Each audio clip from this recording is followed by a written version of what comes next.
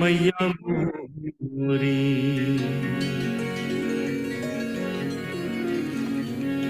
कन्हैया की बाल लीलाओं में सबसे नटखट लीला माखन चोरी। उसी पर यह भजन सूरदास जी ने लिखा है जो बहुत प्रसिद्ध हुआ।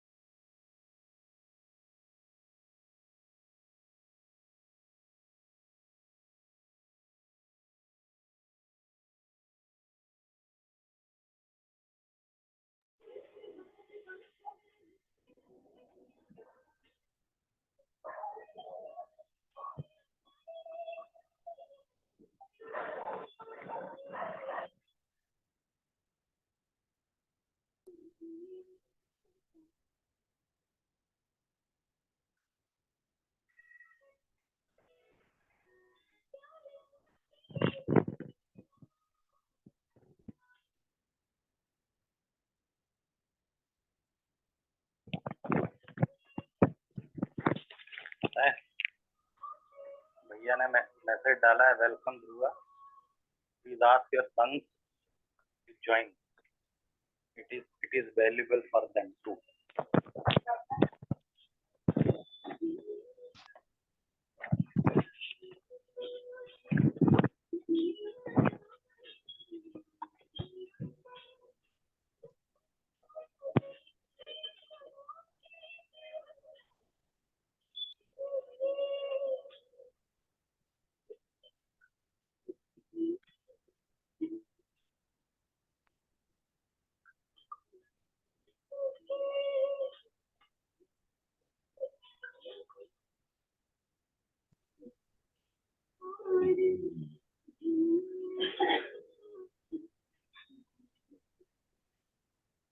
Hello, Mr. Rao.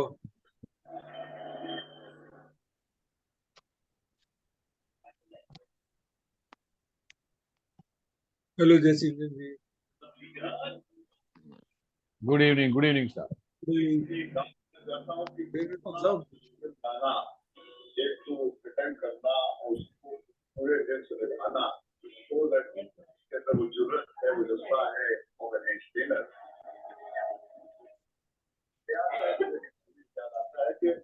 एक सुहाग की चेन्नई में हम एक फिल्म बनाए थे, आया था जादू है नशा।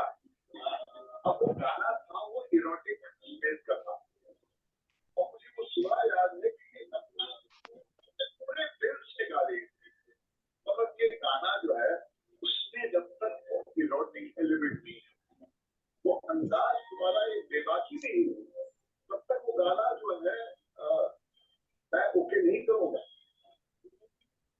गिरते पड़ते ही शिकायती करना सीखते हैं हम लोग।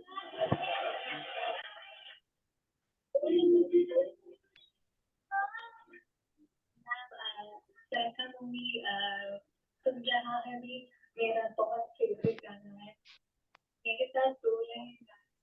अरे बाप रे, मुझे याद है कि इस गाने में ना मैं काफी आई थी, ऑलरेडी रिकॉर्ड करके आई थी, फिर मुझे कॉल आया आपका, इसको तुम वापस कर, क्योंकि इसमें तुमने बहुत गायकी रखी है जो चाहिए नहीं, तुमने जो सीखा है ना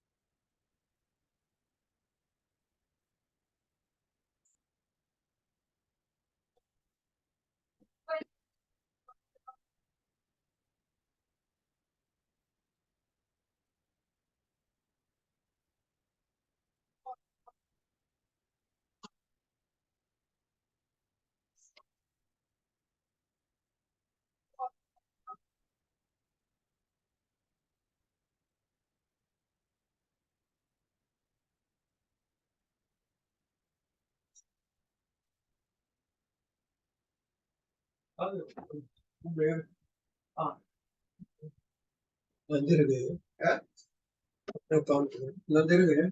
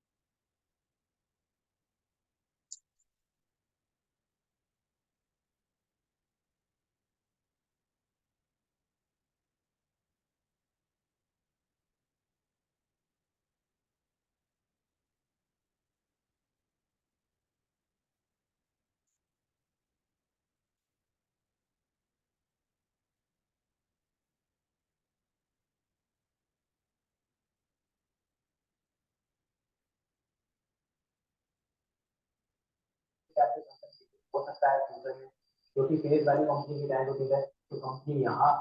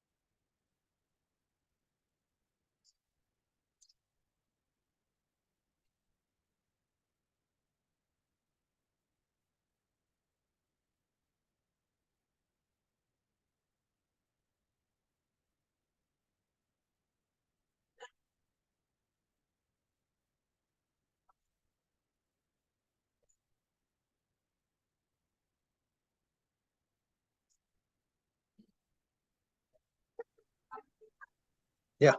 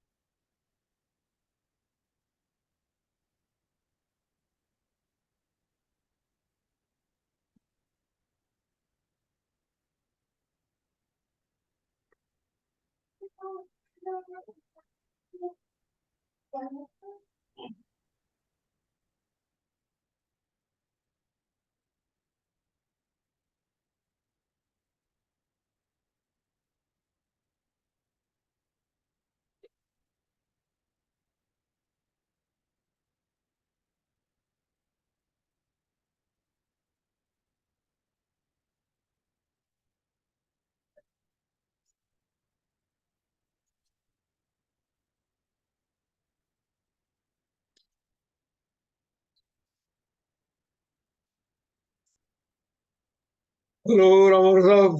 Good evening. Good evening, sir. How are you? Fine, fine. Thank you, sir. Mathur sir, namaste. Good evening. Namaste, This is sir. Chandrasekhar from Bangalore. Oh, yes, sir. Namaskar. Chandrasekhar ji, welcome. Thank you, sir. Thank you. After a long time. After a long time.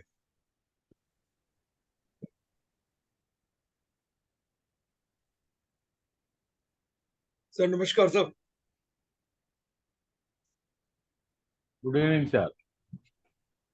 Good evening, sir. Good evening, sir.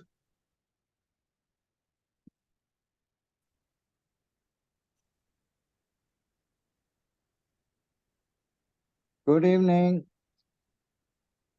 Good evening. Good evening, Good e- ladies and gentlemen. Good evening, sir. Privileged to talk Good evening, to sir. you. A warm welcome to all of you. Thank you. This Thank evening. you. Thank you, sir.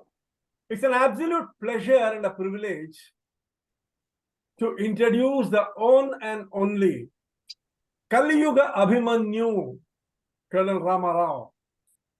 Oh, sir. Now, before you start scratching your head, wondering what the hell on earth I'm talking about, please let me shed some light on this intriguing title.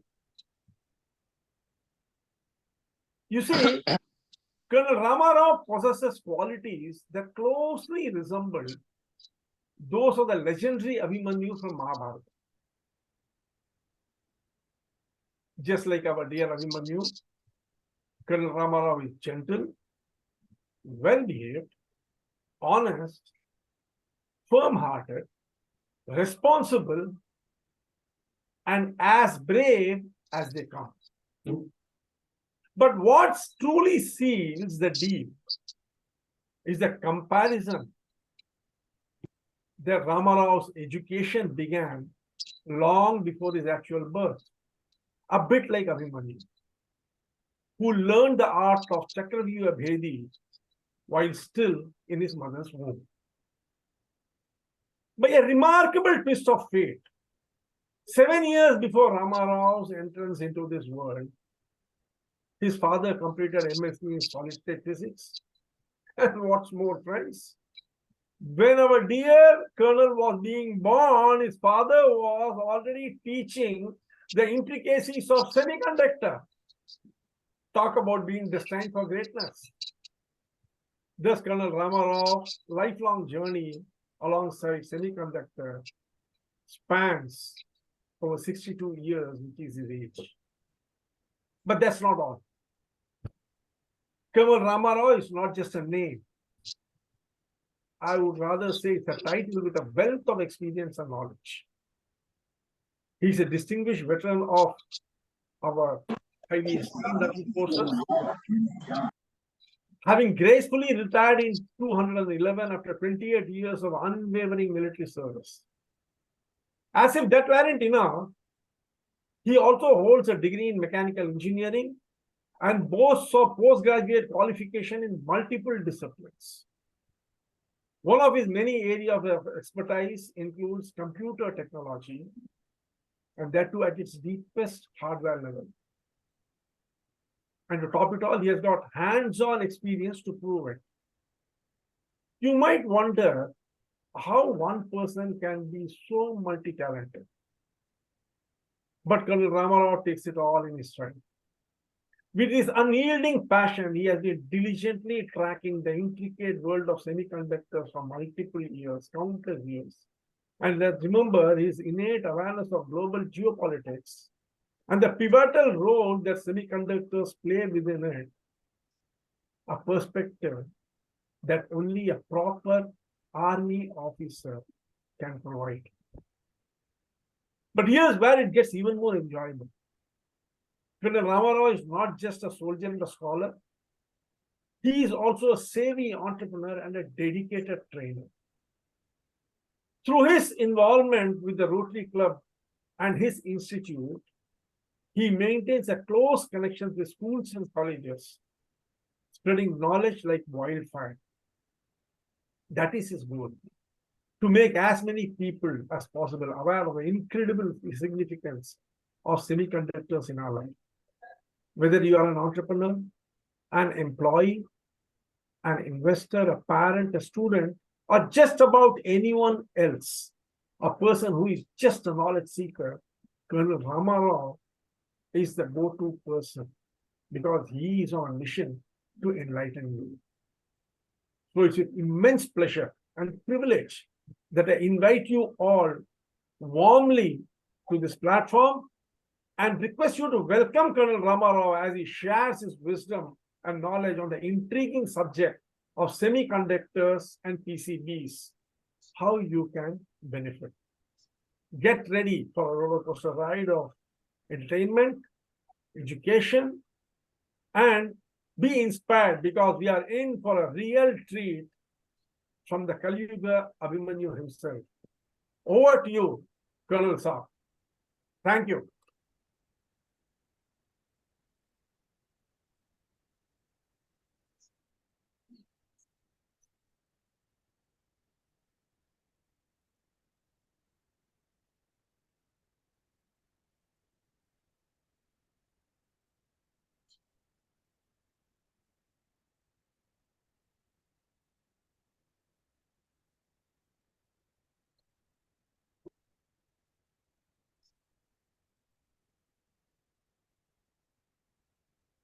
Change is the only constant. Change is the only constant, so said Heraclitus, a great Greek philosopher about 2000 years ago. What he said then was valid at that time. It has remained valid throughout the ages, and it is as much valid today. Friends, change is painful, but it comes with some opportunities. Semiconductor and PCB, these two things are today at an inflection point. Where software was in the early 90s, semiconductors and PCBs are there today. Just to give an analogy, a short story about Infosys. Can you all see the screen, Dhruva? Dr. Yes, sir. Smita? Yes, we can see. Yes, sir, very much. Thank you. Yes, sir. We are. Just one aspect which can be said about Infosys is that, which my friend Shyam keeps narrating. The year was 1995, and the public issue of Infosys was coming. And one share was priced at 96 rupees. Anyone who invested 9,600 rupees and bought 100 shares of Infosys at that time, he or she is sitting on a gold mine. The value today is 15 crore rupees, and an yearly dividend of 24 lakh rupees per year. That amounts to rupees 2 lakh per month. You may find out what the pension of the chief secretary or the principal secretary or the cabinet secretary is. That is the value of 9,600 rupees worth of Infosys shares now.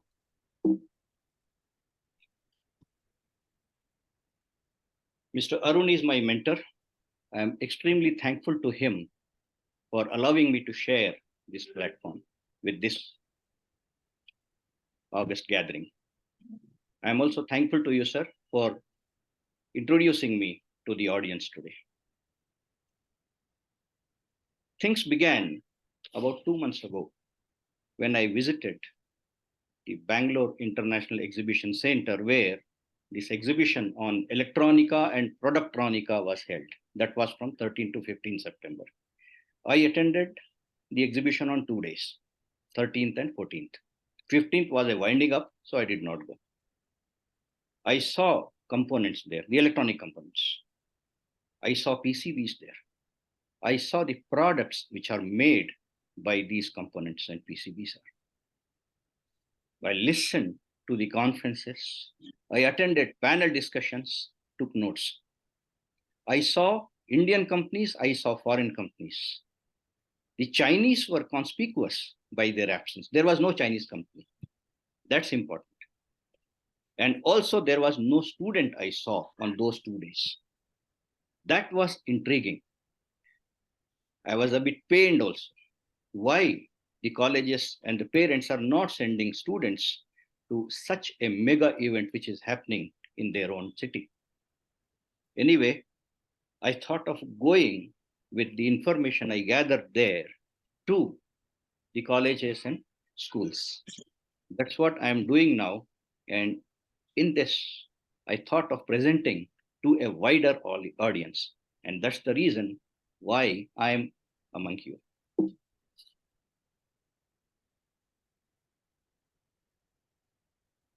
A short look at semiconductor is important. What is it? A semiconductor in size is smaller than the coronavirus. Now you can relate how small it is, but it has the potential to impact every aspect of human life. Fundamentally, it is a switch. There is a switch here, there is a switch there. They are big in size, so big. However, a semiconductor is a very, very small switch.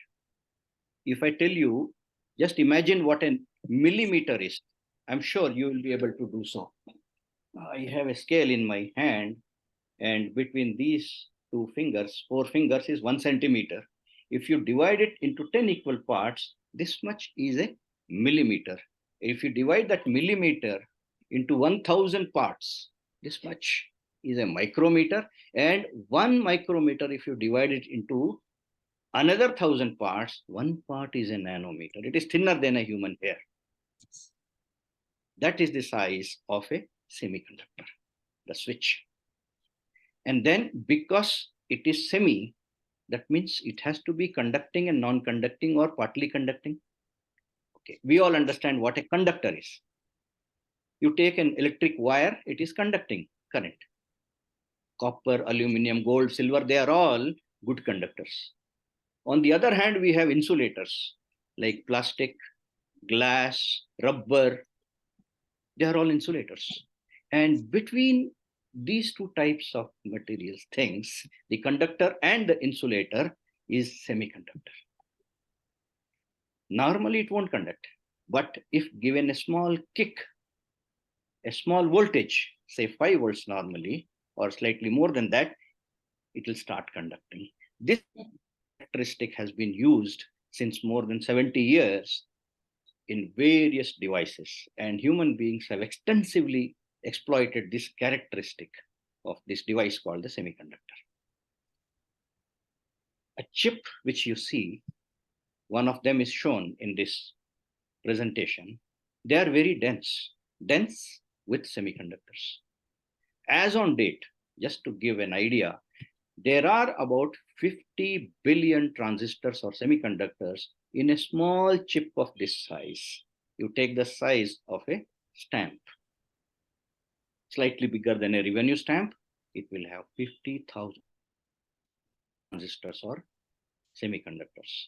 And they are all multi-layered. That is the kind of chips we are talking about today. And inside these individual semiconductors, depending upon their use and the design, they are connected by wiring. Just imagine what is happening inside. And hundreds of kilometers of wiring is there. Today we are at 50 billion. Where we will be in future, we don't know. However, there is one tool to make an estimate, and that is what is called the Moore's law.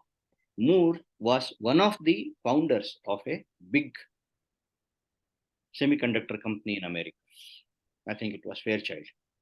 And he made the calculation as to how the number of transistors inside a chip is increasing by the year. And he came to a figure which was every 2 years, the number of transistors in a chip is doubling. And in fact, that law remains in vogue even today. That is the rate at which the density of semiconductors is rising in the chips. I remember in 1995, I was undergoing a postgraduate course in computer technology. We were studying mostly the hardware. And I laid my hands on a magazine called the PC World, an American magazine. And the front page showed this chip, I-486. That is, we used to call it 80486 microprocessor. The speed was 96 megahertz. That means the clock which was there inside used to click 96 million times in 1 second. And the number of semiconductors was 12,000K. That is 1.2 million. Link it up with 50 billion, which we have today. And that magazine read, or it printed in red, have end of computing power or the processing power. Because people said that no more packing of semiconductors can be done in chips. But then the whole architecture of the chip changed. We called it the Pentium architecture, and the change has been very, very fast, which has brought us to speeds of gigahertz. Even the mobile or the laptop on which you are watching this has processor which has speeds in gigahertz, and processing or the number of transistors or semiconductors is in billions. A semiconductor is a dirty item. It is fascinating, but it is a very dirty item. It requires very clean water. It pollutes the environment. The temperatures required in the processes are very, very high. Just to give an analogy, the temperatures which are achieved or which happen in a jet engine, that is the kind of temperatures which the people in the fabrication industry of semiconductors will handle. Aluminum melts at around 850 degrees centigrade. Copper slightly higher. Iron around 1300 degrees centigrade. And the temperatures which these fabrication people in semiconductor industry are handling, they are of the order of 1700 degrees centigrade. That means iron, copper, bronze, aluminum, all these will melt at those temperatures. And there are thermal hazards. They have to be handled. Semiconductor industry needs stable power. Any fluctuation in power will disturb the process and the whole lot will go for a 6. Then the consumption of power is also very, very high because that kind of heat is produced, that kind of environment has to be maintained, and therefore electrical hazards are there.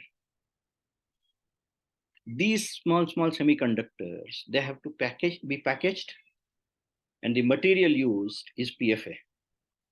For a common person, it is Teflon. Teflon is a trade name of the item which the DuPont uses. We all can understand it as the coating which is done on certain types of cooking materials. It is very hard and it is resistant to chemical action, etc., etc. However, it is a very, very dangerous item. You must have read that it is carcinogen also. And therefore, handling these kind of materials involves chemical hazards. And then there are vacuum requirements. Extremely low pressures are required. And almost zero, that means the space in which the semiconductors are manufactured, there has to be no air. An atom of oxygen, if it reacts with gallium or silicon, it will oxidize it. And that is the end of that particular process. The pressures are 0.001 to 0.0001 kg per centimeter square. 1 kg per centimeter approximately is the atmospheric pressure. Despite that, it is an item of extensive use. It is used in almost every device. You look around, whatever electronic device you see, it has semiconductor. The mobile phones, they have. The wearables, some people may be wearing. The earphones, they have. The cars, they have. Televisions, washing machines, air conditioners, computers, all these devices, they have semiconductors. And electric vehicles particularly need much, much more. If an ordinary petrol engine driven car needs 1,500 chips, then the electric car needs 3,000 chips. That is the kind of usage which semiconductor has today. I relate my own experience relating to the cars. We had a Fiat car, Premier Padmini, somewhere in the late 90s. And that had zero semiconductor content. Only electricals were there. Then we had a car from Maruti. The brand is Wagoner. Some semiconductors were there. One motherboard was there and it contained some chips for controlling various things. And then today we have a Swift, just less than 10 lakh rupees, but it has got enormous amount of semiconductors. Even to move the rear wheel window, I use the controls which are there inside. I don't have to put my hand outside and move the mirror. There are sensors, hundreds of sensors. They all need semiconductors. If I open the door by chance, when the headlamps are on, the car shouts, close, close, close the door. And then if you see what has happened in the near future in the field of pollution, all the countries, almost all, they have signed net zero declaration, whether they will achieve it or not. And by the middle of this century, that is around 2050, most of the countries, they have claimed that they will achieve net zero. Net zero means no more addition of carbon into the environment. In fact, the reversal will happen in a few years from now, and that will be led by electric vehicles, because diesel and petrol smoke will no more be there in the cities, towns, and where we live. It may be there in the power plants outside, that's okay. And electric vehicles are driving a mega trend in semiconductors. And then you look at the energy sector, because the cars and so many devices will have to be operated, energy will be required, power will be required, electrical power. And we are slowly accelerating in the generation of solar and wind power. The solar panels, they have semiconductors. We will have smart meters, the meters which will tell where the consumption is happening more. If my geyser is using extra power or much, much more power, then the meter will tell me, friend, check, your geyser is using much, much more power than it should be. So this is the kind of meters we will have, smart meters. And then we know artificial intelligence. That is troubling us today. That is the in thing now. Because in the last few years, we have generated huge amounts of data, and that data needs computing power. And combine the two things together, data and computing power, you have the AI. I hardly use Swiggy to order food items. However, it keeps telling me at what time, what I should demand. On a Sunday morning, I will get a message. Hey, Rao, idli for you, something like that. Or on a Saturday evening, parathas are ready, foodie, hungry, something like that. But it won't give an advertisement or prompt me to buy non-vegetarian items because probably it knows that I am a vegetarian. So this is the level to which we have gone. Not only that, when I take a taxi, it shows which route is better, which route in our Namma Bengaluru has a traffic jam, which route is safer, lesser dense, and all those things. How? Artificial intelligence. Then we have the Internet of Things. So far, till a few years back, we had internet connecting human beings. And now we have internet connecting device to device. When you return home from your office at this time or at 6 o'clock in the evening, your car itself will tell the geyser, please switch on, boss is on the way. That is the kind of future we will be having. And of course, maybe we will have driverless cars. Then we are going into the third dimension. Drones are there. You go attend a marriage party, definitely you will see a drone taking the pictures and videos. And we know how Ukraine and Russia are fighting. The war is using drones. Come look at the aviation field. If you go to an airfield, the airport, even very middle class people, they are going by air because time is premium, money is tickets are affordable. So aviation is on a boom. So many aircrafts will be flying. And then we know the space technology is racing. All these things combined will lead to exponential growth in the usage of semiconductors. We should talk about, and because this item is so very special, definitely individuals and also the companies and also the nations will be fighting for it. Semiconductor will define the kind of world we live in. The world economy is already being dictated by the semiconductor power. The balance of power militarily and otherwise politically is shifting towards the nations which are strong in semiconductors. What will happen in the near future? We make a reference to the Moore's law. In a way, the economy of a nation is dependent on the chip, semiconductor chip. How? I'll tell you. About 2 years back, one of my friends booked a car and we were waiting for celebration. I said, when? He said, yeah, 1 more year. I said, 1 year waiting list for a car? The other day, they were coming to our doorsteps and selling the car. What happened? Non-technical fellow, he uttered 2 words: chip shortage. Yes.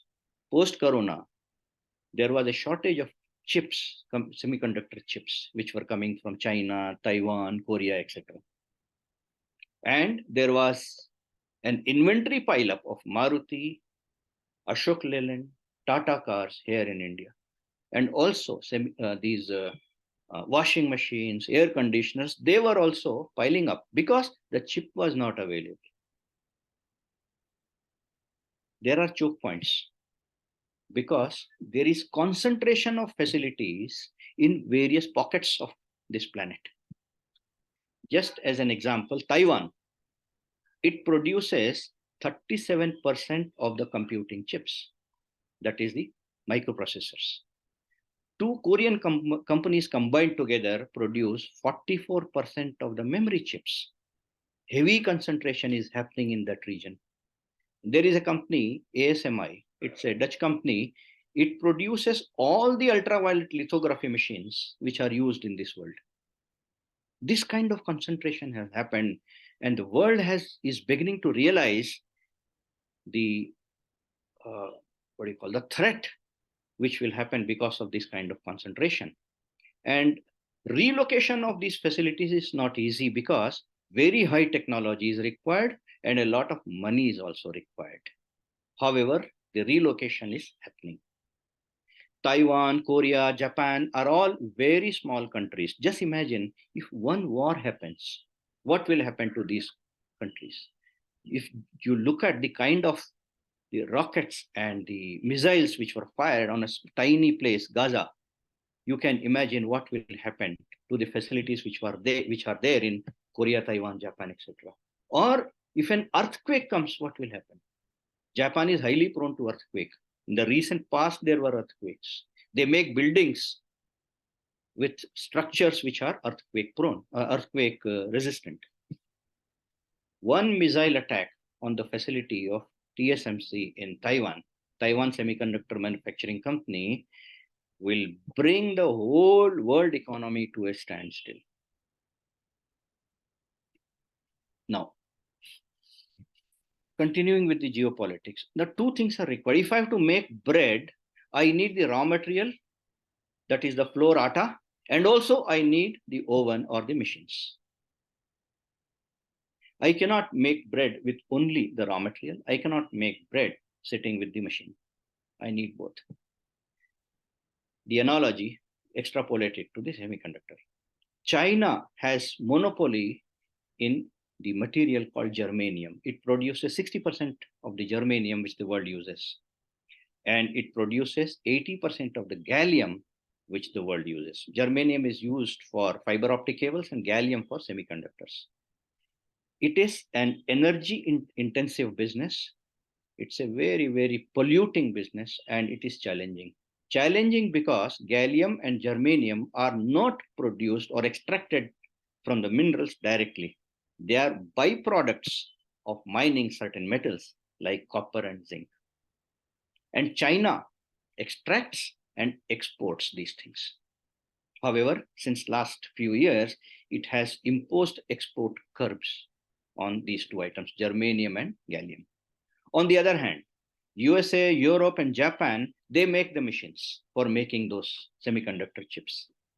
China imports them, the machines, and exports the raw materials. USA, Europe, Japan, they import the raw material and export the machines. There is an interdependence between these two sides, China on one side and US, Europe, and Japan on the other side. And both are striving for self-sufficiency. I am surprised. Why not collaborate? No. They both want supremacy in both the things, raw material as well as machines. And anybody who has both the things, that is raw material plus machines, he will be a champion. USA has import-export control measures since 2019 on China. There is a trade war which is going on between China and America, we know that. And these measures are still in place, 4 years.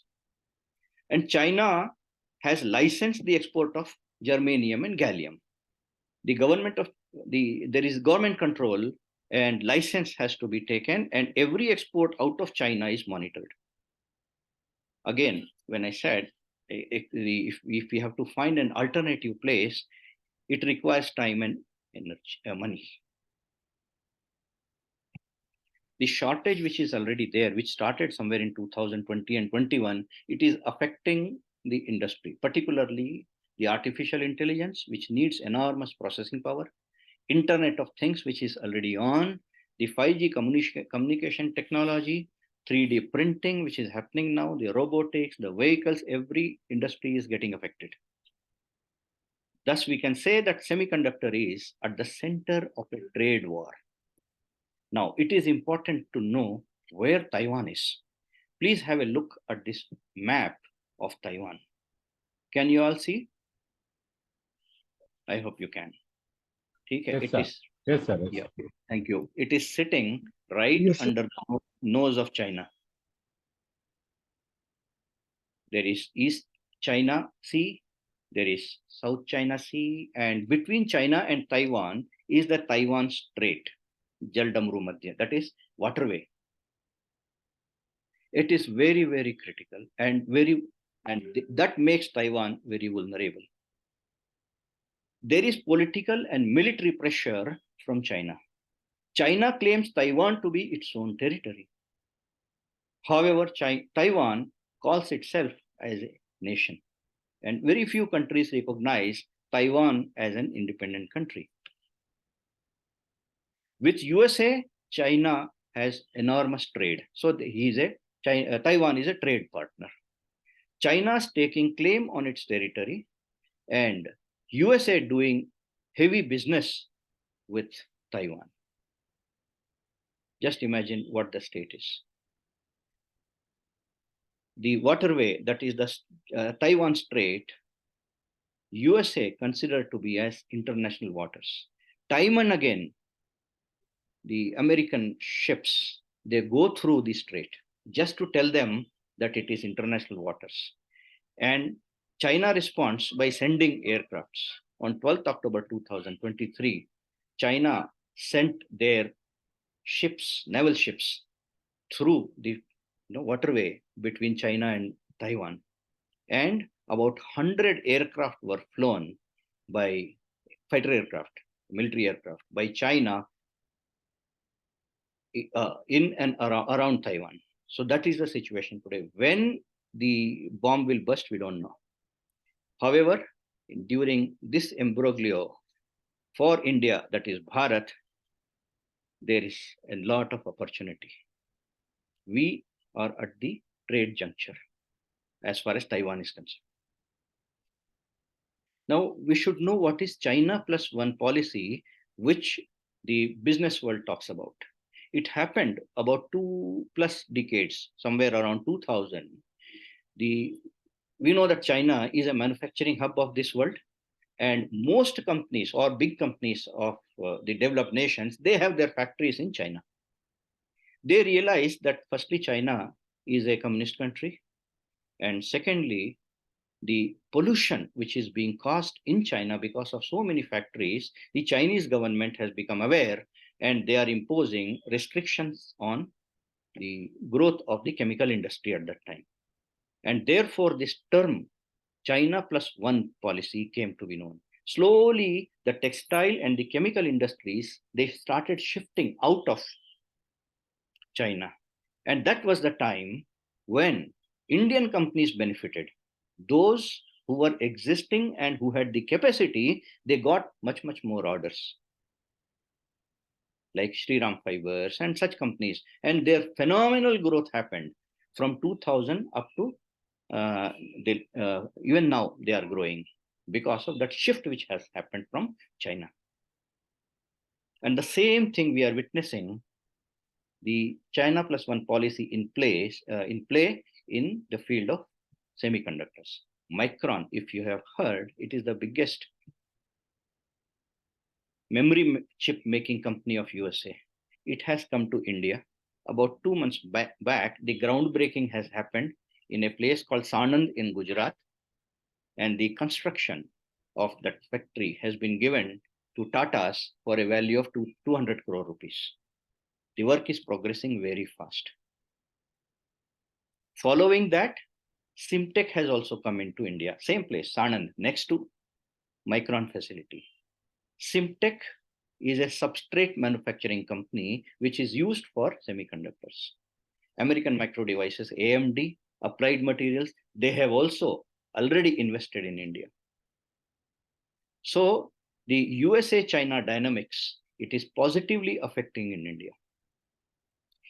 Sometime back in May 2021, we cleared 5G trials by using the equipments from Ericsson, Nokia, and Samsung with the omission of Huawei, that is a Chinese company.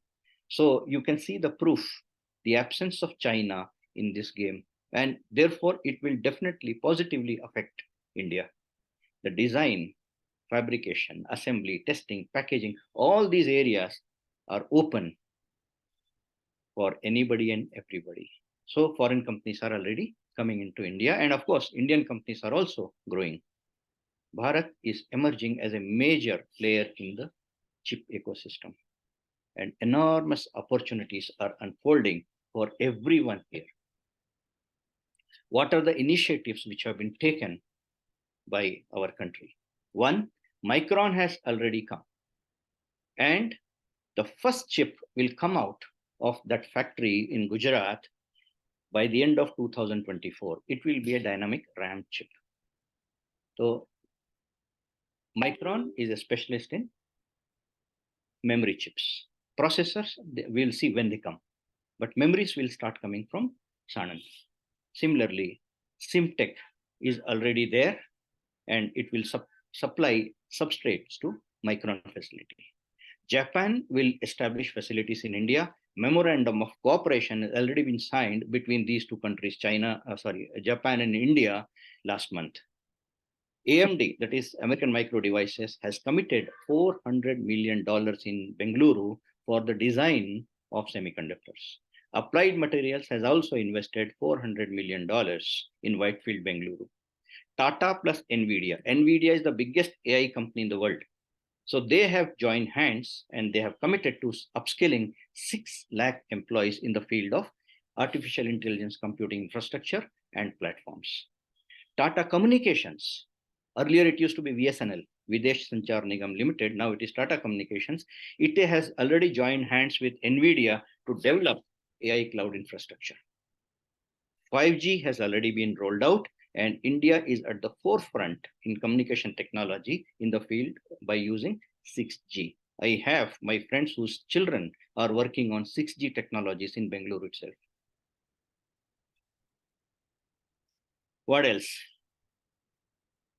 In 2024, India Semiconductor Research Center will come up, most likely in Bengaluru. Government has committed to that, declared. We are firing on all cylinders, whether it is fabrication, assembly, packaging, testing, logistics, training, every field is being attended to. It is likely, this is what I got from the panel discussion, which I attended in September in the exhibition. So we are likely to declare semiconductor as a critical item. Once it is declared critical, its status changes. Japan has already done. The relation is to the fact that the world economy stopped 2 years back due to short supply from China and Taiwan. Then we have 2 extraordinary ministers. Ashwini Vaishnaw, he is the minister for electronics and information technology. Of course, he's for railways also. He is MTech from IIT and MBA from Wharton, extremely dedicated minister. And then we have Mr. Rajiv Chandrasekhar as the Minister of State. He is BE Electrical, MS from Illinois, and he is a founder of many companies. One of them is BPL Mobile. People who are around 50, 60 years of age, they know that at the end of the previous century, BPL Mobiles was a very, very big company in India. And he is also the Minister for Entrepreneurship and Skill Development. Link it up with his say in the Ministry of Information Technology, and you have a deadly cocktail. India Semiconductor Mission is already on. Rupees 76,000 crore rupees, that is something like $10 billion have been committed by Government of India. We are in a mission mode. Then we have the semiconductor laboratory, which was there, is there in Mohali, Chandigarh.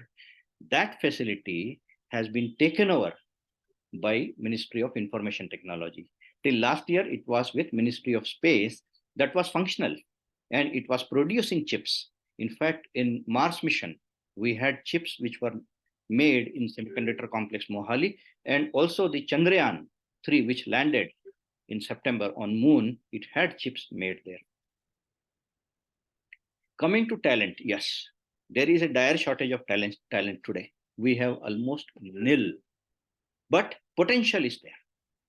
1 million hands are required globally, and India itself needs 75,000 semiconductor trained people. The revised curriculum is about to be floated, which will be in the VLSI design. So the industry body and the government, they are both working together. I know of one engineering college which is waiting for permission to launch the VLSI design course at the degree level, graduate engineering level. Then we have the industrial training institutes, that is ITIs, where the hands-on lower level people are trained. They are also working towards new disciplines. So far, we know that they were training people on carpentry, electrical, welding, etc., etc. But in the high-end fields also, they are working. That is creating ultra-high vacuum, clean room, electrical safety, chemical safety, all these disciplines will be added to ITIs and diploma courses. The professors in IITs are already being trained to teach VLSI courses at degree level.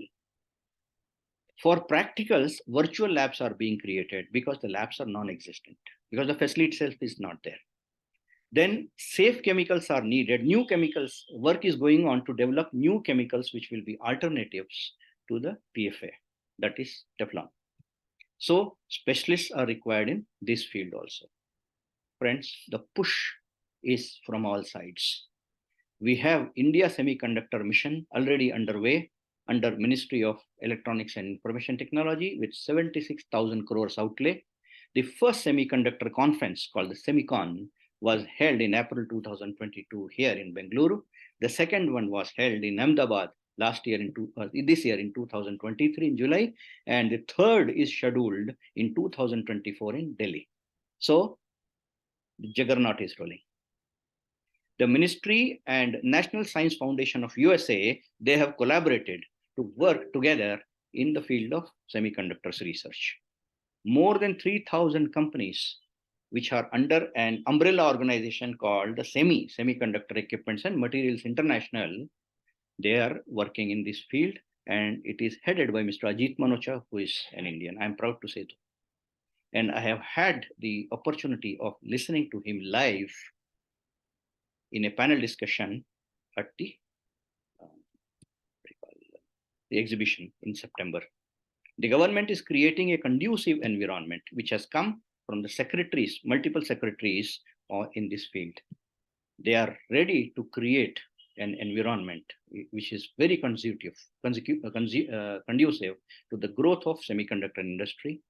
They will remove the obstacles, make doing business easy. We have already seen, gentlemen, this is very important. Micron, 50% equity is by the central government of India, 20% by the government of Gujarat, and Micron, its equity or its commitment is only 30% financially. That is the kind of support the governments are giving. And the secretaries themselves have declared that they will do hand-holding, let people come, they will guide, they will do the funding and all that is required for establishing of these facilities. And there are multiple startups in India who are working in this field. Combine all these things together, we can extrapolate that by the end of this decade, Bharat will be a major player in the semiconductor supply chain. No less than the PM himself has said, Bharat ticks all the check boxes.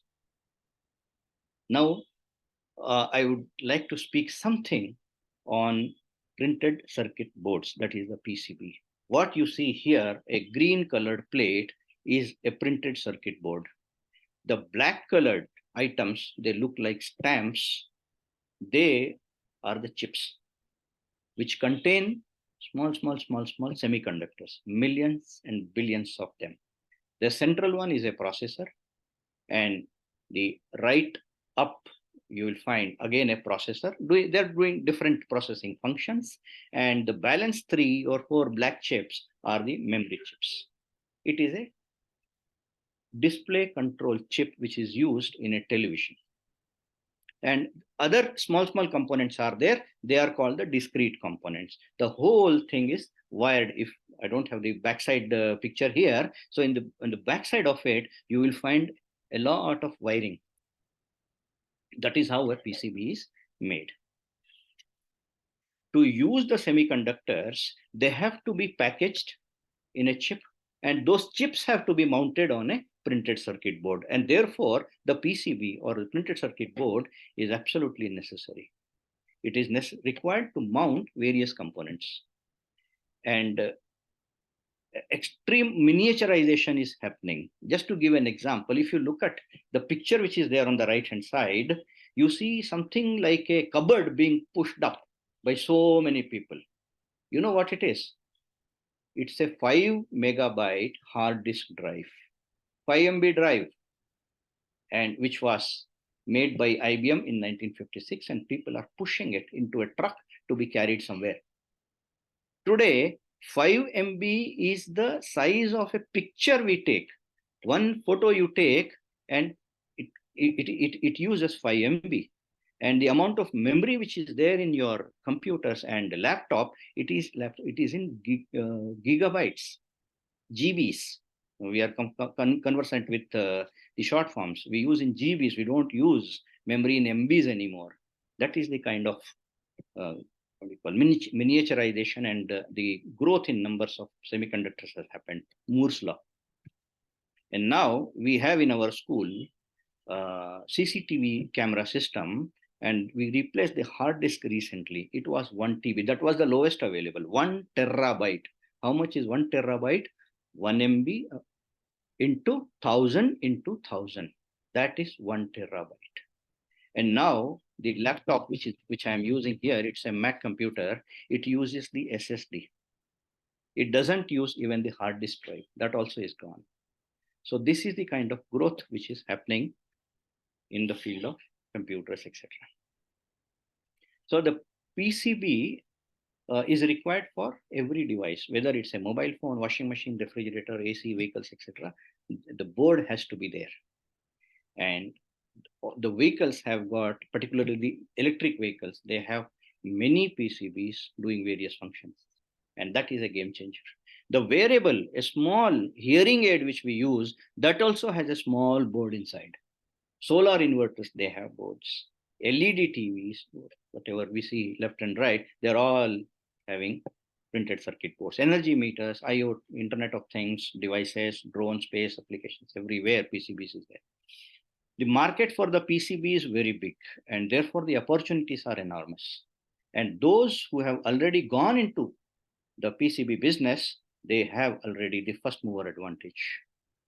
Maybe if you go to Google and find out, there are many companies, in fact, listed on the bourses also, they have the first mover advantage already. And there are two separate businesses. One is the PC blank manufacturing, which is Khali board. That is, it does not have components mounted.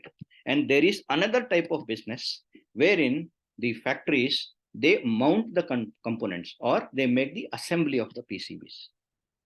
And based on the requirements of the customers, the assembly is done and supplied to the user, that is a washing machine manufacturer or a TV manufacturer.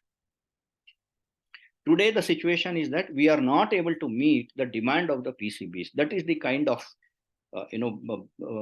backlog which is there. And people say it is, depending upon the type of PCB, it is 6 months to 1 year waiting list is there for the blanks only. And I have had the opportunity of seeing a printed circuit board in the exhibition. It was a small company from Gujarat. And I picked up the board because it was looking fascinating and less than the size of an A4 size sheet. And when I was looking at it, the person who was there said, "Sir, it has got 18 layers." I was indeed shocked. 18 layers, and the thickness was about 4 millimeters. That is, and it was not a very well-known company. First time I was hearing the name of that company. That is where we are today. And these multi-layered PCBs will be the growth drivers because compression is required. Sizes will be smaller and smaller. Powers will be more and more. Packing will be more and more. And therefore, we will require multiple multi-layered PCBs. There are challenges which the PCB industry is facing.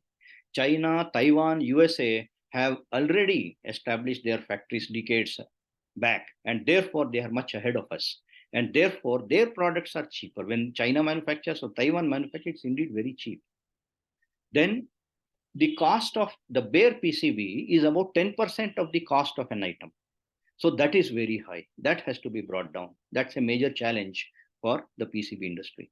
Then electromagnetic interference, electromagnetic compatibility, the ingress protection, all these standards have to be achieved, and for that we need labs. That many labs are not there. And whenever a product has to be exported, for example, if it has to be exported to America, it has to be certified as UL, Underwriters Laboratories. That's a company. Like we have in India, ISI. So for export to America, it has to be UL certified, and for export to Europe, it has to be CE certified. On most of these devices, you will find CE written there. That is Conformance European. That is, it conforms to the European standards. So those labs have to be established. They are very, very few in India. There is a complaint by the PCB manufacturers against the government. They say government is considerate to the semiconductor industry, that chota, small semiconductor manufacturers, but they are not listening to the woes of the PCB industry.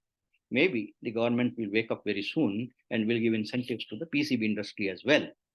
There is inverted duty structure, which is causing financial pain to the PCB industry.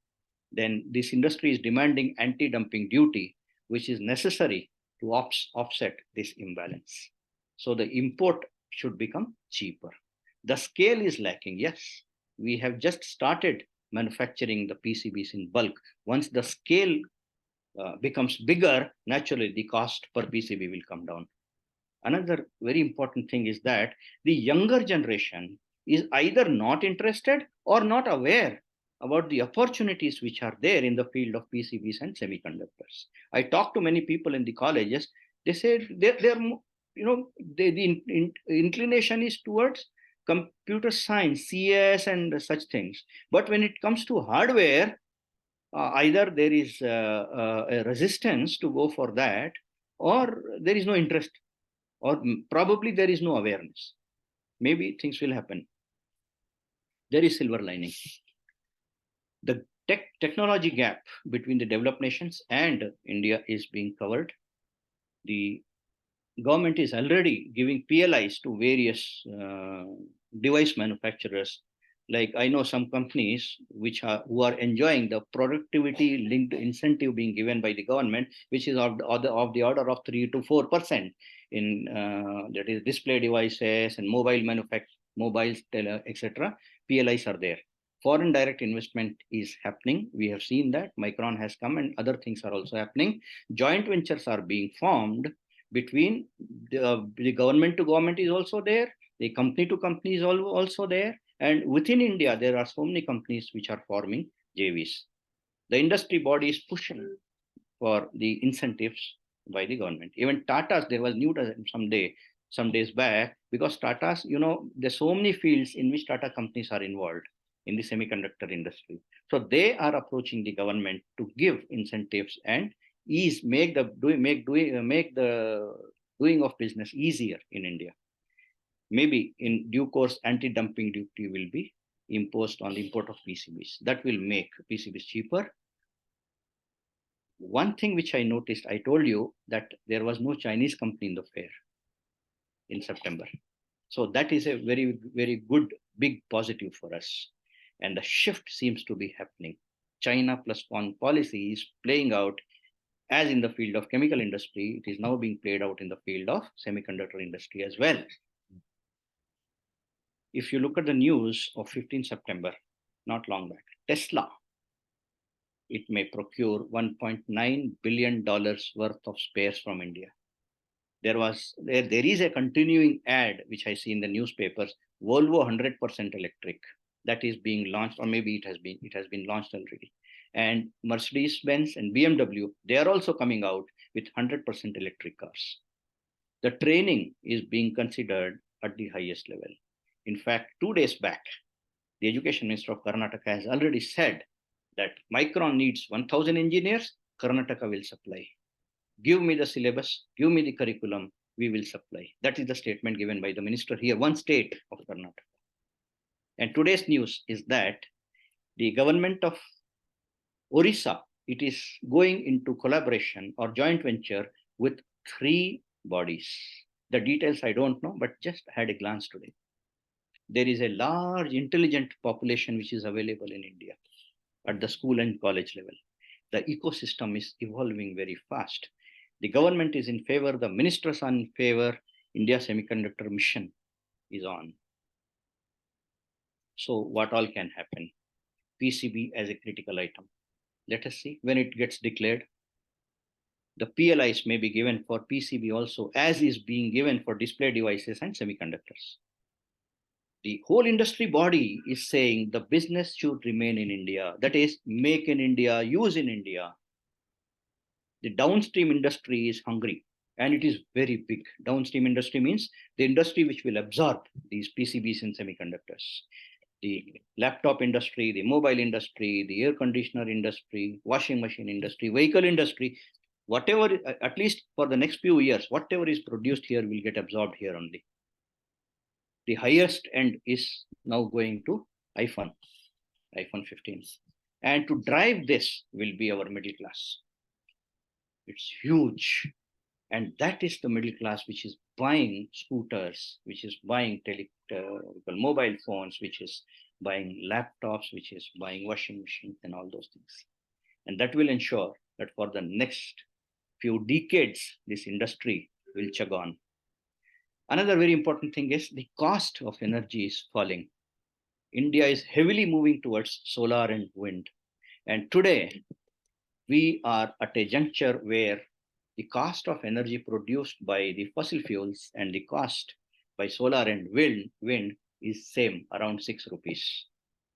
And the crossover has already happened probably, and in the next few years, the cost of power due to solar and wind, that is alternative energy, will be lesser than the cost of power produced by coal, gas, diesel, etc. And then we are looking at hydrogen also as a prospective clean fuel. Just imagine what will happen. Solar, wind, hydrogen combined together, they will phase out. In fact, I know somebody was saying that Coal India is working on producing hydrogen from coal. Instead of burning coal, hydrogen will be used for generating power. Then efficiencies are growing. You have heard of Bureau of Energy Efficiency. It is every major electrical industry have to have that stamp from BEE. They have to get 4-star, 5-star, whatever rating is there. Therefore, overall, the cost of producing the items will reduce, and this will give rise to cheaper products. Many electronic manufacturing companies will get consolidated. Small companies are there. If you see, particularly in Gujarat, there are many which are manufacturing PCBs. Such companies may get bought over by the bigger companies, and therefore the scales will be bigger. And we know that when scales are bigger, the cost will fall. To sum up, ladies and gentlemen, semiconductor is omnipresent, and rate of obsolescence is very fast. People are disposing of old computers, old mobile phones, old vehicles, and buying new ones very frequently. And therefore, they will drive exponential growth in this field. We are already in a new industrial revolution. And the change which is happening now, it's going to be big and it is fast. There is no escape. Yeah, we cannot make a transaction without using the OTP, using a good telephone. Okay, this change is visible, and it is visible everywhere. At the level of government, policy reforms are happening. In the field of education, the syllabi are being changed. Lifestyle is changing. How we transact. In fact, we don't carry cash anymore. We will be very comfortable without cash, no problem. The telephone has the bank with us, and the industry level changes are happening. No doubt we are late. We means Bharat as a nation, we are late. But the party will last long, very long, decades. As our PM has said, yahi samay hai, sahi samay hai. This is the time, and this is the right time. Our PCB industry will face the challenges, come over it. The cost will come down. Volumes are needed, it will happen. The potential is huge. Electric vehicles will drive the growth. Training has already started. New facilities are coming up as time summing up. Teething troubles are there, which will be ironed out by the government and the industry bodies, and banks will also come to the rescue. Some companies will emerge as giants, like it happened in the case of Infosys, Wipro, and such things. And those companies who invest now, who are in the game now, will have the accumulative advantage. This advantage will continue and will keep on getting accumulative. I suggest you read the accumulative advantage in relation to the Amazon forests. That is what is happening in the field of industry, that is semiconductors today. For further studies, I recommend these two books. One is The Chip War by Chris Miller. I have 2 copies of it, soft copy and a paper copy. Just Aspire is another book, which is fundamentally an autobiography of Mr. Ajay Chaudhary himself, and also the autobiography of the electronics industry in India. He is the co-founder of HCL, Hindustan Computers Limited, and he is the head of a task force on semiconductors under the ministry. And third is, let us keep our eyes and ears open, because almost every day something is happening, and let us keep learning. And then I'm waiting for an IPO from a company called Polymer Tech, which I read a few days back. Let's see when it happens. Who knows? It will be another Infosys. They have already fired the draft RHP, red herring prospectus. Maybe the listing will happen and people will invest in them. Let us look at the technology or the innovation and technology curve. This is what happens. The technology starts initially, it struggles to sustain. And then when it is accepted by the public, in a few years, exponential growth happens. And after that, it stagnates, it matures, and slowly it fades away. By then, a new technology has already taken over. And this process gets repeated again and again. Just look at what has happened in the field of telephones. From landline telephones to the highest end i15, you will find this curve, these curves being played out again and again. Same thing has happened in the field of vehicles also, or the transport as a whole. So old technology fades, new technology takes over, old one goes, new thing takes over. And today it is the semiconductors and the PCBs. This I have taken from the website of India Semiconductor Mission. No less than the PM himself has said. The question has changed in 1 year from why invest to why not invest. Look at the change. Look at the power of this statement by Shri Narendra Modi, Honorable Prime Minister. So friends, who will benefit from this change?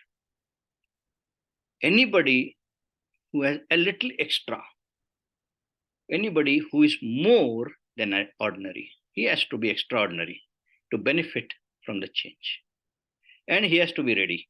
Ready in terms of resources, ready in terms of the attitude of taking risks, whether it is establishing a factory or whether it is opening a startup, whatever. And only those who are in the game will benefit. Are you in the game? The sun is rising. Make hay when the sun is shining.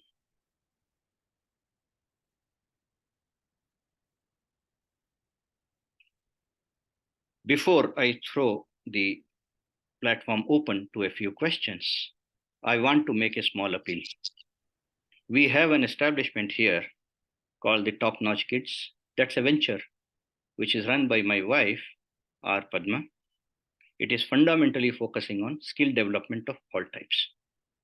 We have karate, gymnastics for the body, Bharatnatyam, and music for the mind and the spirit. We have science, maths, English to make our youngsters strong so that they can face the world easily. And recently we have developed, or we have launched, a program on public speaking. Most people, they may be good in drawing, design, or whatever work, but when it comes to selling the product to the customers, whether in India or outside, we lack this skill of presenting. For that, we have newly launched this course in public speaking. Anybody who is interested, please contact us. And the whole idea is to make our future generations stronger. We are doing our bit in this field. However, we make a small appeal to you to support the future generations. Please consider supporting this venture openly. Be generous. Whatever you can contribute, whether in terms of resources, whether in terms of money, please go ahead and do it. It will go to the youngsters. Here is the account number. You may take a screenshot, and this is the QR code, and this is the GPay number. I request everyone to kindly take a screenshot.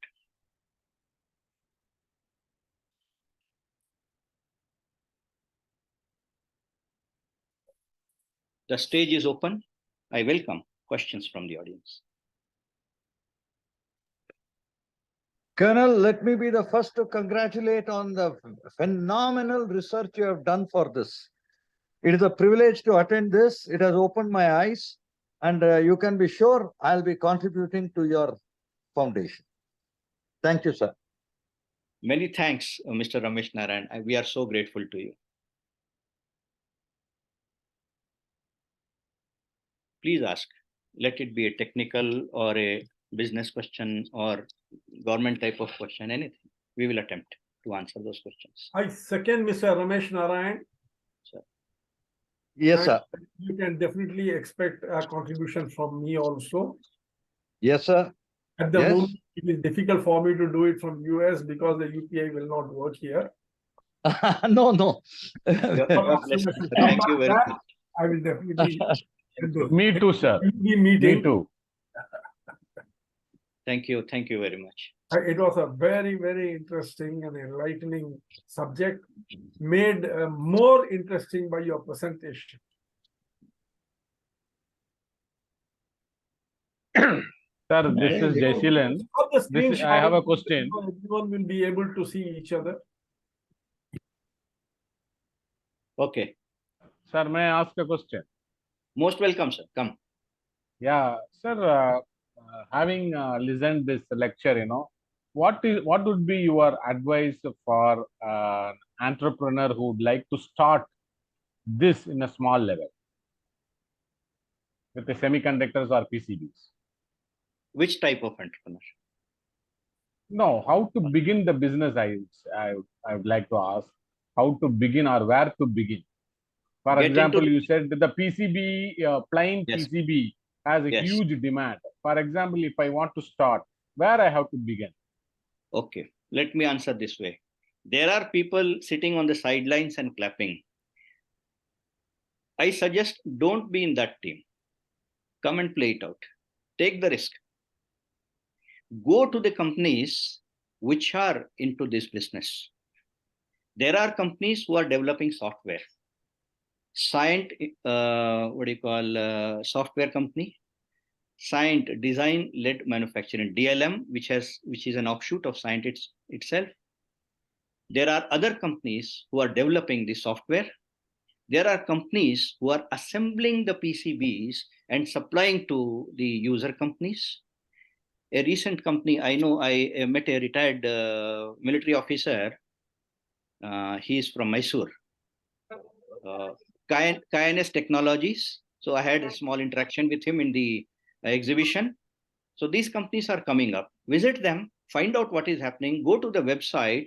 In fact, you can start investing a small amount of money in the public equity of these companies. And therefore, you will keep getting the financial reports, and you will get inclined to study these companies much, much more. Put in few thousand rupees, 5,000-10,000 rupees, see what happens. And also walk into these companies. I'm sure they will be too eager.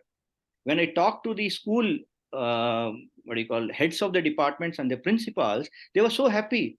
They said, please come and educate our youngsters. This is something which we don't know. And this is a 360-degree approach.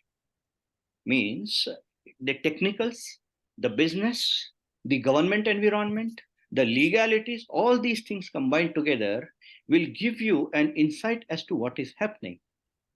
Take a call. In fact, you can send, if you're, I don't know how old are your children, you can motivate them to study these subjects, and in due course, take the degree courses like that. Degree courses are about to happen in VLSI. They are at MTech level now. Soon, maybe in 2-3 years, we will have degree level courses, degree in VLSI, very large scale integration. Have I answered? Yeah. Any which way, get into the game. Sir, I have a question. Your name, please? I'm Muhammad Yazir. Okay, please go ahead. Yes, sir. Sir, can you give some advice? Can you brief me about the manufacturing of bare PCBs? Can you Manufacturing describe? of bare PCBs. Yeah. Yeah, sure. Mhm. As on date, there are Mhm. some Indian companies who are manufacturing. They are all disintegrated, small companies at various levels. They are manufacturing and supplying. This is PCB. In Bangalore, one of the better companies is it's BPL. Okay, about I was consulting manufacturing service company, and we wanted UL level. So that company manufactured and gave to us. We needed small piece, and that is somewhere towards Dodaballapur. If you contact me later, I'll give you the address also of that company. You may walk into them, ask them how they are manufacturing, and whether they are ready to share their technologies. That is May I one. know the company name? Can you say the company name again? I'll tell you, it is not BPL. I'm forgetting. I'll tell you. We got mail from them. Very good. UL certification. That means the highest standards. Colonel, can I interrupt at this point? Micropack, a part of the TVS group, or I don't know whether it's Rani Brakes or someone, they have a manufacturing plant in Jigni for making PCB. Yes.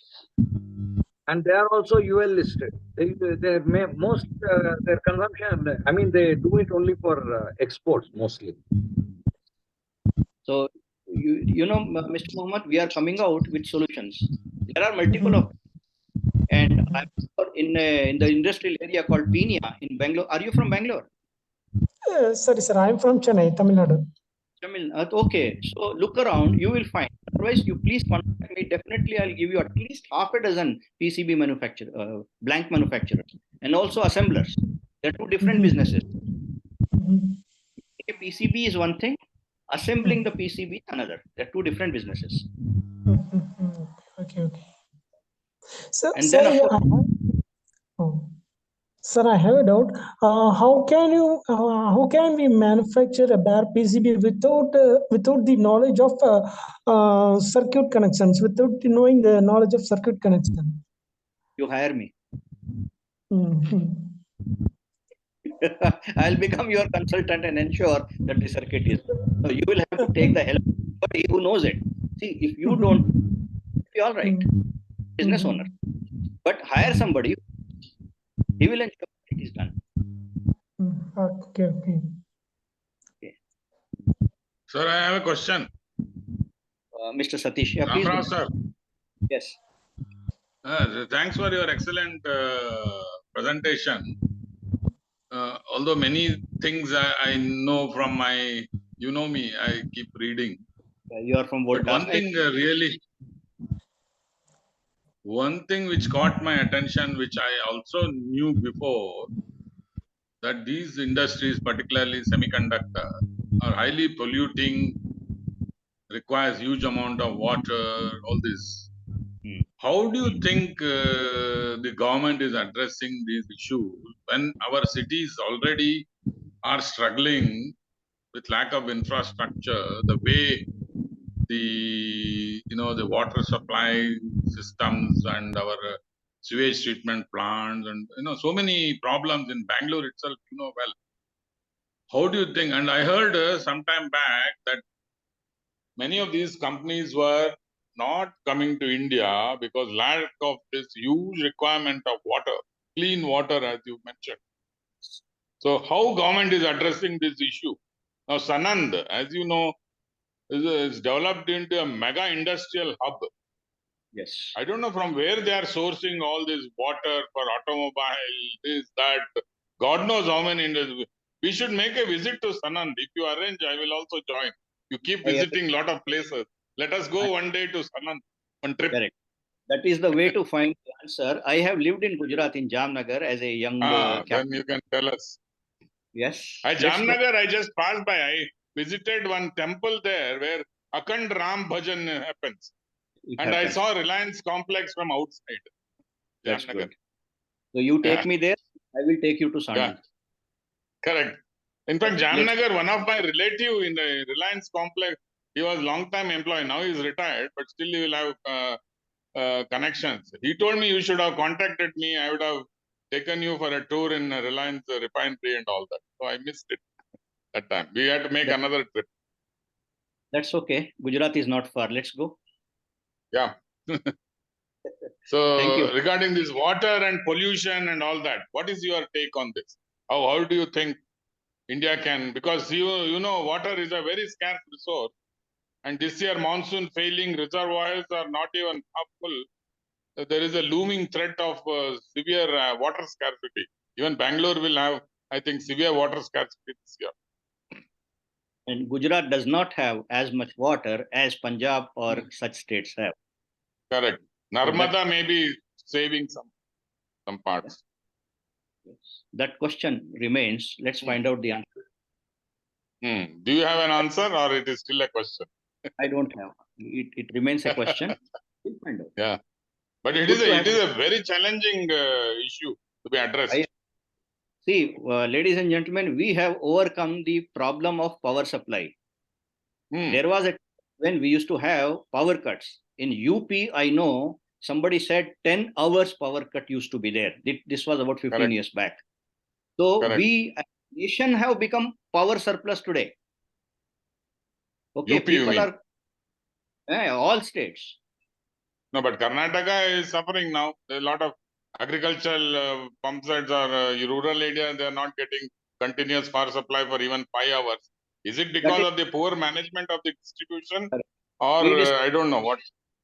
The problem is redistribution. Yeah. And if you see the news, what is happening in Europe is about 60% of the people will have rooftop solar, and they will be pumping into the grid. Use it and balance, give it to the grid. That will go to the industry, etc. So more than half the population today are living on solar power. And there are families. Where in Europe? Which part of Europe? I don't think entire Europe is that. There are pockets in Germany is the king maybe. of solar power. Yes. And I have relatives in Netherlands. They say they are also using solar power. Wind also. Netherlands is having a lot of windmills. Wind is there.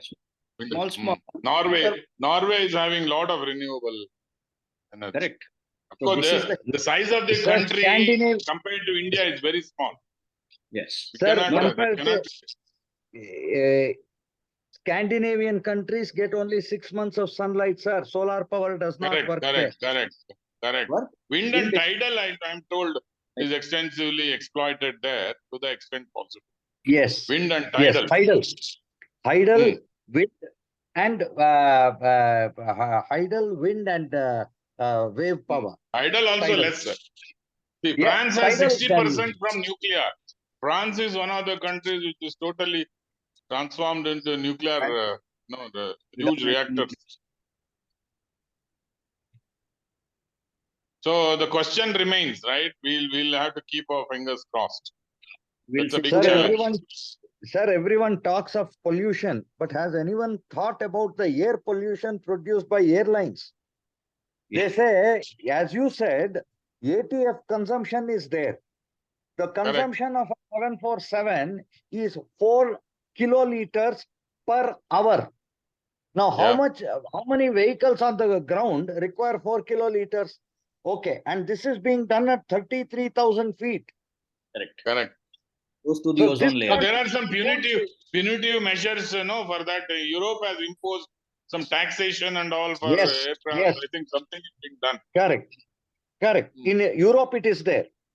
But in India, most of the flights originating in Middle East going to the Far East cross over in India. Correct. India, who cares there? Who cares? So, grease the palms of pollution control board, you can do anything. Not pollution, sir. This comes under DGCA. They are the people who say you have to go over the sea. Okay. Yes. Mr. Director Satish. General of Civil Aviation. Anyway, we are digressing from the topic. Thank you very much, will- Colonel. It has been a privilege. I think I'll take leave of you, sir. Sir, Rama Rao, Okay. sir, I have put a question in the chat box. Can you answer that? Chat Not box. there. You have put the question in my mind. I will answer you on a cup of coffee, maybe tomorrow or day after.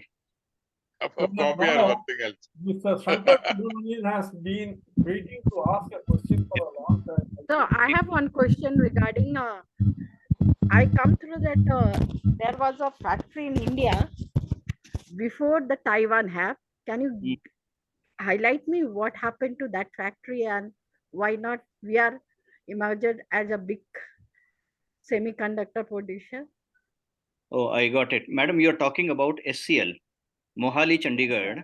Yeah. We had that factory and we started producing the chips, memory chips. In specific, it was a CMOS chip. And we produced that as early as 1984. And the Taiwan Semiconductor Manufacturing Company produced the first chip in 1987. That means 3 years before the Taiwanese produced their chip, we had it. In fact, the chips manufactured in that complex, they are used in our Chandrayaan mission and also the Mars mission. So the production has been happening. But then what happened? In the year 1989, that complex got destroyed in a major fire. Since then, nothing much happened there. Only there were employees, some studies used to happen. IITs and Semiconductor Complex, that is the name of that establishment, they used to collaborate for studies in the field of semiconductors and chips. And little bit of production used to happen, and somehow the company, it was a public sector company under Government of India, it used to remain alive. And somewhere in 2005 or 6, it was taken over by the Department of Space, because space was growing very fast and space wanted a facility within their reach. And there were security implications also. And therefore, with space, they kept on manufacturing chips. They were functioning. And in the last year only, so Mr. Vaishnav, he was the one who was instrumental in taking over that facility from the Department of Space and put it under him. That is Ministry of Information and Technology. And now you will see phenomenal growth within India. Why that factory got destroyed, nobody knows. Okay, Mr. Shankar, can you please ask your question? Yes, sir. Sandhya, madam, have I answered the question? Yes, sir. Thank you. Yeah, bringing out that question. Sir, Shankara here. Thank you for the presentation. It is very insightful and knowledgeable as well. My point was on the import restriction on the bare PCB, which you mentioned. Yes. And I am associated with the automotive industry for the last 20 years. And my last role had been as a program management guy with Visteon Automotive. And I remember that for the 2-layer and the 4-layer PCBs, there is already a restriction by the Government of India. And because I also saw some notification from the customs to that company at that time when I was working, that the government wanted to audit and check whether these 4-layer and 2 layers are still imported. I think up to 6-layer, there is a restriction by the Government of India already in place for the PCB. Now, the whole thing starts from the idea of Make in India. The government wants to boost the local industry, and therefore, certain types of PCBs have to be manufactured in India only. There is an import restriction on that. There is no doubt about it. You are correct. Whether it is 6-layer, 4-layer, that I am not aware, but there is a restriction on the import of certain types of PCBs. High-end PCBs are still importing from Taiwan, Korea, Malaysia, Japan, and also China. Yeah, correct. And what will be the combined capacity of Indian manufacturers in PCB? And when you say demand is keep on going, what would be this gap in percentage terms? Because when somebody, even one of the couple of businessmen were ready to ask, can we plunge into the game of PCB? But again, Yes. it has its own challenges in the manufacturing side because of chemicals and other processing, post-processing of PCBs involved. So what do you think in terms of, do you have any number kind of percentage in the gap on the demand side? Or are we already sufficient with the PCB overall capacity in India? And what will be the technology requirement in terms of which side is more, like 6 layer is demand is more, or 8 layer and 18 layer? In fact, you said it was very surprising to me, less than A4 sheet. Yeah. This is the last question, sir. Sorry for that. Thank you. Then perfectly all right. Yeah, I'm available after this meeting also. You can keep asking. I will answer in a different way. Are you from Bangalore? Yes, sir. I'm based out of Bangalore. Okay. In Bangalore, we measure distance in terms of time. Exactly, right. True. Very true. We don't say from my place, how far is Whitefield from Rajarajeshwari Nagar, but we say by metro it is 1 hour. Yeah, 50 minutes. Yeah, 1 hour. 1 hour is correct. So we take it in a different way. Similarly, in the case of PCB, please allow me to answer in a different way. There is a time lag, and that time lag is because of short supply. So that means short supply exists. How much today? It may be 6 months in case of certain PCBs, 1 year in case of some other type of PCBs, like that it is there. And the delay is because of multiple factors. For example, if you are giving a repeat order, he will give you very early. But if design for the first time to an assembler, he will take his own time. Or if you want design also to be made, he will take some more months to design. Exactly. So these are on which the delay will be there. Of course, for repeat orders, it will be much faster. And if you go to China, they will give you in 1 week's time. Because that process, very true. Process, correct. Everything is set there. You place the order, and there are the mega parks are there. Correct. If not, expert company will outsource it to Y and ensure that it is delivered in 1 week's time. Exactly. Even if you send the Gerber file to a Chinese manufacturer, he gives feedback in 24 hours time. 24 hours, he will give the final drawing and we will be struggling to release the purchase order from India. So the moment that kind of productivity is required when we move towards. The juice with which you are moving, it will happen very soon. Yeah, definitely. I hope Modi comes back and the same momentum continues. Thank you, sir. Okay. Anyone else? Thank you. Sir, Rama Rao. Hello. Sir, one last question. Please come on screen. Who's please? Yazir. Mr. Muhammad. Yes, sir. One last question. You said there are a lot of companies in India making bare PCBs. It's okay.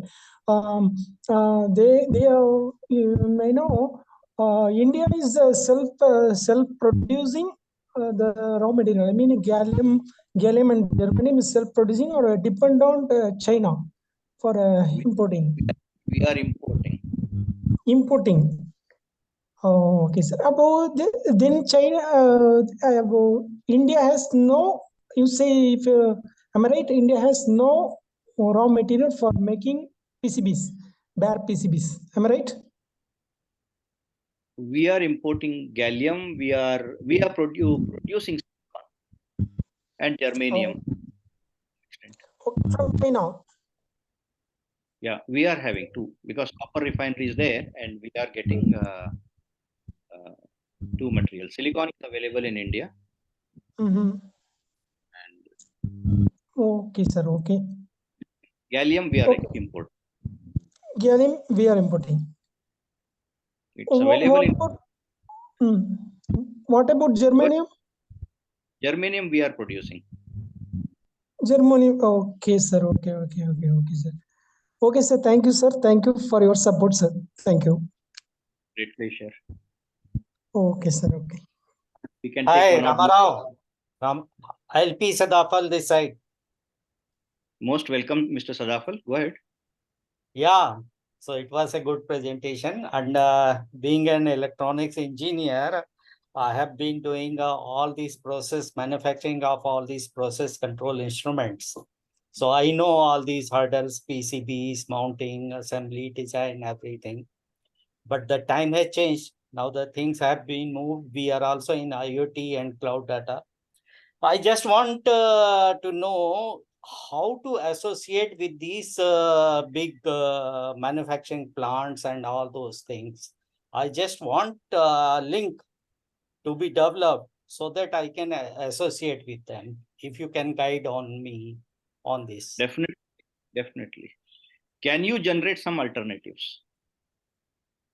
One is, Alternative means what? yeah, how can we get into them? Yeah, of course, I can do that. Yeah, how? How means Exhibit. it depends. Yeah, it means no, but not PCB. No, not wait, PCB. wait. Exhibition is one. Yeah. Finding out who your friends, etc., are there in that company, that is another. Okay. Sending out a mail is another. Becoming an investor or the stakeholder of that company is another. Wherein you will be allowed to attend the meetings, shareholder meets. Just open your mind, that's all. You will get, like, how did I interact with these people? Many of them I met in exhibition. Colonel Rama Rao, Yes. can I answer this question if you don't mind? Yeah, please, sir. Welcome. Yes, please. I think Mr. Sadafal is talking about becoming a professional associate of these companies and transferring his knowledge to them for their improvement. Am I right, Mr. Sadafal? Very right, sir. Very right. You see, the approach you will have to take is entirely different. What you are thinking of is a post-retirement earning opportunity by utilizing the knowledge that you have accumulated over the years. Right. You have certain foundation knowledge. Yes. Technology has moved ahead, but still that foundation knowledge has got its use, has got place in industry. Yes. You want to know how you can get in touch with these people so that they can benefit from you and you can benefit from the growing technology. Very nice. Very nice. It's the right approach. You have very well You have, there are certain particular strategies for doing this. And it requires professional assistance and professional thinking. Are you on our platform? No. Right now, no. I suggest you put your WhatsApp number in the chat box. Okay. Or you can contact Colonel Rama Rao, who is there on our platform. Yes. I will definitely help you understand how to create the ecosystem by which you can drive your professional aspirations to fruition. Okay. Thank you, sir. Mr. Sadafal, Mr. Arun Subramanian is my guru and a mentor. And he has remained CEO of various companies for 26 years. CEO, 26 years. That's the kind of experience which I will draw from and pass it on. You contact me later. Please join our group. I'll contact you. We help you to create the ecosystem necessary to drive it. Because you can either aim very accurately on the mango that you want to bring down from the tree, or you can start throwing stones at a mango laden tree and hope something comes down. Yeah. And you see, today we are in an extremely fast moving world. Yeah. And people are not interested in wasting their time in experimentation. Yes, that's right. They would like to know, you see, if you want to approach a company, they would like to be extremely sure that you are the person they would like to associate with, for the simple reason, when they see that Mr. Sadafal is 60 plus with over 35 odd years of experience, immediately they will assume that this man will come in at a very high cost. Right. And then they will think, if I can get a more informed youngster at half the price, why should I be spending time on him? See, there are other variables to it, but don't worry. Yeah. The world requires people like you. Yes. They Okay. require That, people like that, you. And the that, definitely, yeah, money is secondary for me. Money is secondary for me. I just want what you said of my 40-year experience. We are graduated in 82 and the whole life has gone in industrial automation only. I did everything and still I am doing that with a few of my associates. So I just want to share my experience and all that so that it should be a win-win position for both of us. My company, whosoever I associate with, and of course I'll get something. That's my approach. have you seen the original Dawn movie, Mr. Sadafal? Yeah, that was the days in our college days. Help Yeah, me to explain. yeah, I'm trying to say in relation to what you said just now. yeah, There is this sequence, where Helen is dancing and then, yeah. she takes the gun away from Amitabh, empties it of the bullet. He picks the gun and points it at her and she says, "Isme koi goli nahi hai." He immediately, what does he do? He ties her mouth and he says, "तुम्हें मालूम है इसमें गोली नहीं है, मुझे मालूम है, लेकिन बाहर पुलिस वालों को नहीं मालूम है। आपको मालूम है आपको पैसा नहीं चाहिए, लेकिन उस कंपनी वालों को नहीं मालूम है." So Right. you see, what they assume is very important. So you see, you have to strategize your way forward. If you want to put in an association with them, it is definitely possible. People are doing it. I am one of the people who is doing that. So you join the group, you will definitely find that you will get an opportunity to understand how to do it. And we are all there to work with you in driving that aspirational objective. Okay, friends, thanks a lot, Colonel Rama Rao, for a wonderful evening, for an excellent program, and for exciting our thinking in a totally new direction. We are that much more, obliged to you for giving us this opportunity to be a part of your knowledge quest. Now, friends, I've got two announcements to make in addition to this. Number one, the next program is on 17th of November at 8:30 p.m., where I will be taking the part 4 of patterns of business model. We are discussing the various patterns of business model innovation. Part 4 is on 17th. And then, in the last program, masterclass, we had discussed about frames and how they direct our thinking, how our perspectives are controlled by the various frames. And I had also informed you all that we will be having a workshop where one single problem will be given to all the 4 different types of frames and how the problem will look different to each one of them. I'm sure all of you want to be successful. Success is what we define our life as at the end of the day. Like if you ask Colonel Rama Rao, how has his life been? He will say, yeah, my life has been I have been a successful person. I have done this. You ask Mr. Sadafal, he will talk about his successes. Everyone talks about success. But fortunately, unfortunately, each one of us are unhappy that we are not as successful as we would wish we were. Success is that elusive element which, with the last breath, we wish we had achieved a bit more. What is this success?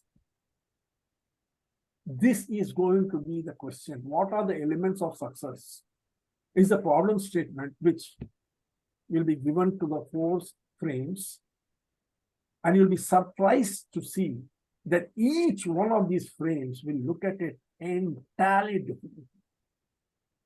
In the group, I have already posted that problem statement asking you what are the elements of success and how each of these frames will define success. Define these elements.